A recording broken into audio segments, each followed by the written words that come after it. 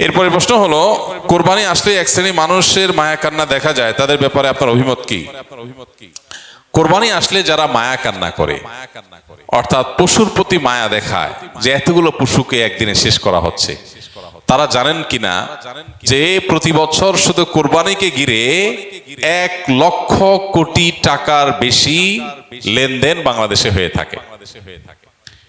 এক সময় আজ থেকে 15-20 বছর আগেও আমরা দেখেছি যে ইন্ডিয়ান গরু ছাড়া আমাদের দেশে কোরবানির যে চাহিদা সেটা পূরণ করা যেত না।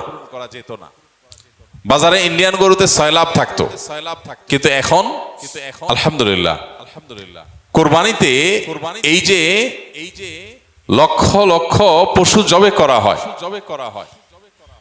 লক্ষ লক্ষ পশু জবে করা হয়, এবং শত শত নয় হাজার হাজার কোটি টাকার যে লেনদেন হয়, একটা দেশের অর্থনীতির জন্য এটা যে কত পজিটিভ এবং গুরুত্বপূর্ণ এবং ইতিবাচক দিক, সেটা বোঝার জন্য অর্থনীতির ছাত্র হওয়ার দরকার নেই। আমরা দেখি যে আমাদের দেশে এখন আমাদের কৃষক ভাইয়েরা বিভিন্ন পর্যায়ে মানুষ গরু ছাগল নিজেরা ব্যক্তিগত প্রচেষ্টায় পুষে খামার করে এই পরিমাণ উৎপাদন বাড়িয়েছে যে এখন আর ইন্ডিয়ান গরুর উপরে আমাদের কোরবানির বাজার নির্ভর করে না। এই ক্রেডিটটা কোরবানির অনেক ক্ষেত্রেই, কারণ কোরবানি যদি না থাকতো তাহলে এরকম ব্যক্তিগত পর্যায়ে এত পশু পালনের মানুষ উৎসাহী হতো না।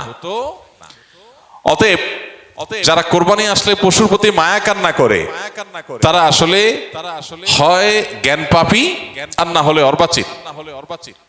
তারা কোরবানির পেছনের যে অন্তর্নিহিত বিশাল অর্থনৈতিক গুরুত্বপূর্ণ ভূমিকা আছে আমাদের দেশের জন্য, শুধু অর্থনৈতিক ভূমিকাই না, এর পেছনে আরো অনেক কিছু আছে।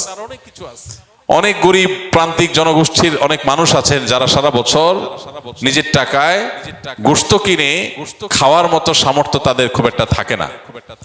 তাদের শরীরে আমিষের যে ঘাটতি আছে, এই ঘাটতি পূরণ করবার ক্ষেত্রে কোরবানির ভূমিকা অপরিসীম। অনেক ক্ষুদ্র ক্ষুদ্র উদ্যোক্তা আছেন, ছোট ছোট ব্যবসায়ী আছেন, যে অনেক বিধবা আছেন যে 2-4-6টা ছাগল তিনি পালেন, 1 বছর পালার পর কোরবানিতে বিক্রি করে যে লাভ হয় তা দিয়ে তার সংসার চলে।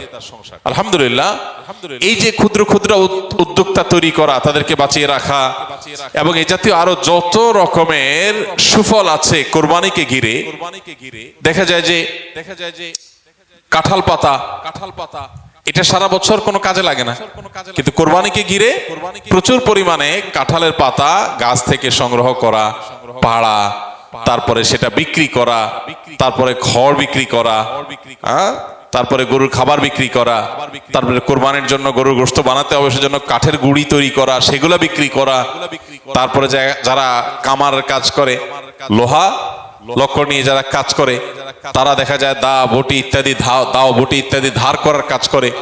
এরকম বহু পেশার মানুষ তাদের জীবিকা নির্ভর করে কোরবানির উপরে। সবচেয়ে বড় কথা হতো আল্লাহ তাআলার নির্দেশ, নবী সাল্লাল্লাহু আলাইহি ওয়াসাল্লামের নির্দেশ, সেটা তো সবচেয়ে বড় কথা আছেই।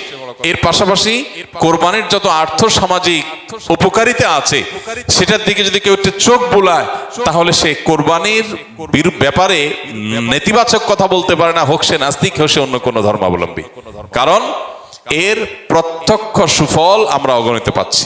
আর যদি কোনো সুফল প্রত্যক্ষ আমরা নাও বুঝি, তারপর আমাদের ইয়াকিন থাকবে, একজন মুসলমান এই বিশ্বাস থাকবে আল্লাহ এবং তার রাসূল যে নির্দেশ করেছে তার ভিতরে কল্যাণ আছে, অকল্যাণ নাই। যারা কোরবানি আসলে মায়া কান্না করে, এদেরকে দেখবেন তারা বিফ বার্গার আর চিকেন ফ্রাই অন্যদের চাইতে একটু বেশি খায়। শুধু তাদের মায়া কান্নাটা হয় কখন? কোরবানির সময়। আল্লাহ তাআলা তাদের এই দ্বিচারিতা সম্পর্কে আমাদের সতর্ক হওয়ার তৌফিক দান করুন।